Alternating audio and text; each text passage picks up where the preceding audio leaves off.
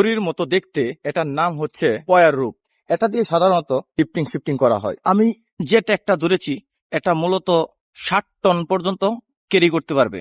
এই ট্যাগের মাঝে বিস্তারিত লেখা থাকে এটা কত টন পর্যন্ত ক্যারি করা সম্ভব। এখানে প্রত্যেকটা পয়ার রূপের মাঝে এরকম ট্যাগ দেওয়া থাকে, যা দিয়ে মূলত বোঝা যায় যে এগুলা দিয়ে কত টন পর্যন্ত ক্যারি করা সম্ভব।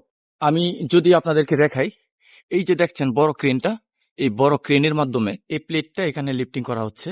মূল কথা হচ্ছে এটা দিয়ে যখন আপনি লিফটিং করবেন, দুর্ঘটনা ঘটার সম্ভাবনা একদম শূন্য। কারণ এই ওয়্যারগুলা প্রতি মাসের একটা নির্দিষ্ট ডেটে গুলো ইন্সপেকশন হয়।